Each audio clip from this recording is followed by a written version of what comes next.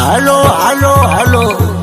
जी हाँ, श्री श्री 108 विवाह पंचमी मेला समिति घनौरा परसौनी आप तमाम देशवासियों का हार्दिक अभिनंदन करती है और करती रहेगी। जी हाँ, कृपया ध्यान दें, आप तमाम देशवासियों से नारायण निवेदन है, कृपया लाखों की संख्या में आकर इस मेला का शोभा बढ़ाए। धन्यवाद।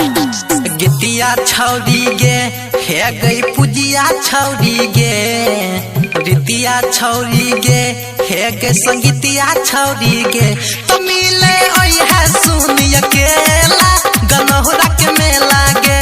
तो मिले ओई है सुनिय केला गनौरा के मेला गे।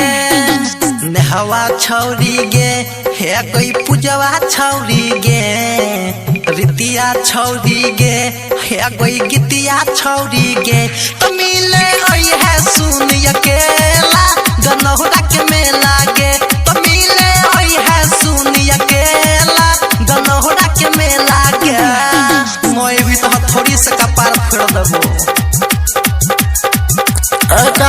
सूचना कृपया मेला कमेटी से निवेदन है कि स्टेज के बगल में 2-4 लफुआ खड़ा है, इनको कृपया साइड कर दे। प्रोग्राम में दिक्कत आ रहा है भाई, कहीं साइड हो जाइए। Presented by Angel video world. Chow mein chaat burger खिलेबो और झुलेबो झूला गे। छौरी पूरा मस्ती करबैया न गे। Singing by Manish Tiger. Chow mein chaat burger खिलेबो और झुलेबो झूला। हमरा संगे एना तू गर की करन है तू झमेला। हमरा संगे एना तू छौरी करन है तू झमेला। तो मिले ओई है सुनिय केला गनौरा के मेला गे। तो मिले ओई है सुनिय केला गनौरा के मेला गे। सरितिया छौरी गे हे गई ममता छौरी गे, रिंकू छौरी गे हे कोई गुड़िया छौरी गे।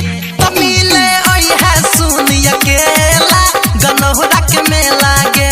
तो मिले ओई है सुनिय केला गनौरा के मेला गे। ध्यान देंगे, एक आवश्यक सूचना मेला कमेटी का आदेश आया है, कृपया मनिहारा के साइड में जो भी लड़का लोग घूम रहा है उनको साइड करवाया जाए, अन्यथा लाठी चार्ज किया न जाएगा। ए बाबा लिमिट में बोला, लिमिट में। राइटर मोहन दर्शन कह ओई है सवेरा गे। छौरी 5 बजे से पहले देवी ठीक ना। राइटर संजय पवन कह ओई है सवेरा। मनीष टाइगर तोरा से मिलतो सुन ना गे अकेला। मनीष टाइगर तोरा से मिलतो सुन ना गे अकेला। मिले ओई है सुनिय केला गनौरा के मेला गे। तो मिले ओई है सुनिय केला गनौरा के मेला गे। अनुआ छौरी गे हे गई नितुआ छौरी गे, रेखा छौरी गे हे प्रियंका छौरी गे।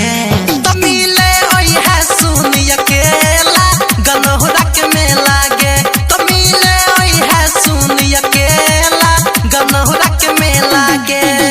Presented by Angel video world.